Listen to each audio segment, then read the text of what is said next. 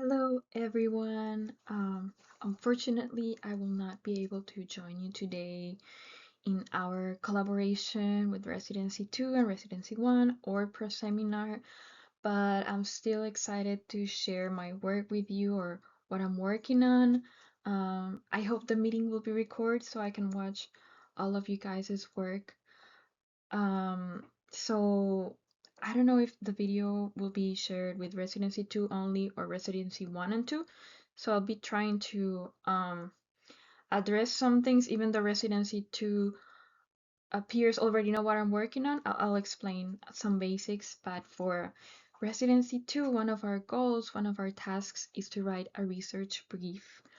And that's what we've been trying to work on these past days. We even reserve a period of time during class so we can work on our research brief. Um, we have as well started to using the tool about creating a concept map or a mind map, which we will be talking about as well. So let's start with a concept map. What is a concept map? So we have in class previously expressed that sometimes we have the ideas in our head, but we're not sure on how to word it or how to make it concrete and make it understandable by other people's. So we have been exploring the creation of concept maps when it comes to like intricate and deep concepts that connect together and that like they take some of our deep reflection analysis to understand. Um, we made this reading about using mind maps to reveal and develop genre knowledge in a graded writing course. So a mind map helps students notice macro and micro structures and multidimensional components, but also connections within the sections. It's a meaningful visual representation if you are maybe hesitant to start writing. Maybe start with a concept map and then you'll know how to approach what you want to write about. Um, it reveals students' prior knowledge and their progress after instruction. So yeah, they had like a before and after concept maps, and after the instruction and learning about concept maps, these students in the study were able to create a deeper understanding. Um, Knowledge is organized in long-term memory in non-linear linear forms in our mind. It also says, and this is quoting the paper, prior knowledge becomes integrated with new knowledge structures to form more sophisticated. I cannot see what it says because the video is there, but I'm gonna say ideas. Okay. Okay, so now concept maps and policy briefs, how do they connect with our project in Residency 2?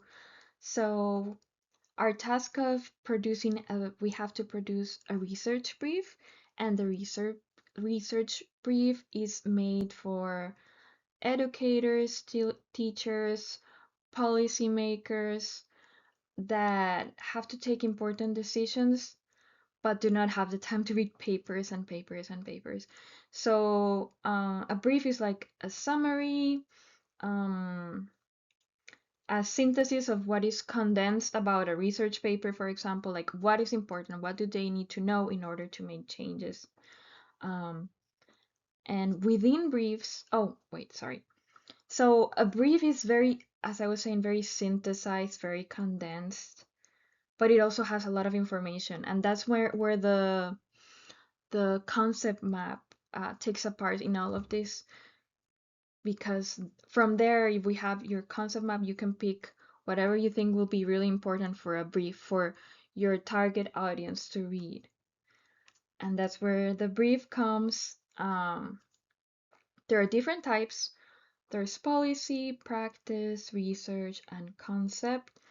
I'm working on a concept map because I still don't have like a finalized project or findings that I can like summarize in a brief. So a concept map concept brief summarizes and explains how the research has analyzed a concept. So something I want to write about in the future possible dissertation is about the narratives of Latinx students in the education of the United States. But before that, I took a step back um, to build my knowledge, my conceptual knowledge, on what the research has said in general about Latinx students. So I created, and this is like my first map.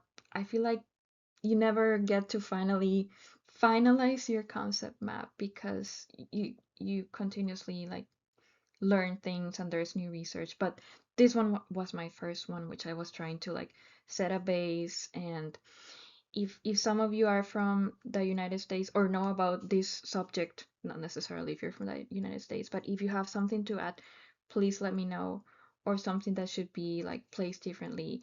But this is how I started. um, in terms of language is something that definitely I think needs to be added when we're talking about Latinx students, um, because there are English as a second language programs, and there are policies, and there are exams, and there's even like different proficiencies. Some of the Latinx students only speak Spanish, some of them only speak English, some of them have varying levels. So that's a factor. Identities and society, they can be quite, I don't know if I like the word complex, but they have different parts of their identity. Language and identities is strongly linked. Their families, I've been reading that family is a huge part when it comes to students in general, not only Latino students. Their family, their communities, students in school um, are in the process of developing their identity, developing sense of belonging. Society has a huge role in this. Um, the connection between family, home, community is very important.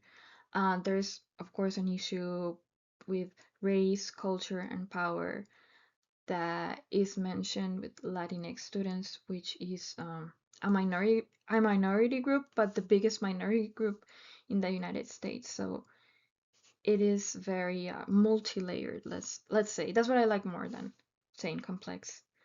Um, of course, political situations like immigration, citizenship, your legal status. Some Latinx students in the schools K to 12 of the United States. Some were born in the United States, some were born in another country, some are like third generation, first generation. So that's also a big variation. So in this section, I tried to add more ideas to each little bubble or shape, and add like more concepts or more theories that would add more depth, or that's what I think I was trying to get to. For example, or adding more examples. I changed the family section to family and communities. Try to talk about cultural wealth, fonts of knowledge, and theories that really value the families of multicultural students. Um, the race and culture and power part, I think it could have like so many sections and subsections, but um, something that is pretty essential is the asset-based approach and the deficit-based approach when it comes to being multicultural. And let me see what else. Then a lot of more interconnections between colors.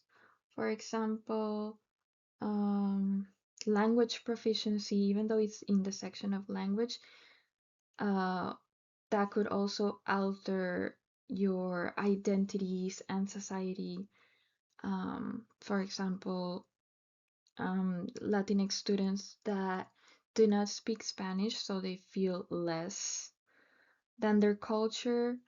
Um, so then that would interconnect language and identities and society, etc. I think I want to make this better, but this is where it is right now. Um, I'm gonna share these slides with the video, but also where the brief is going so far, so you can see. Um, Thank you for paying attention to this presentation. I hope it was um, understandable. If you have any questions, please let me know.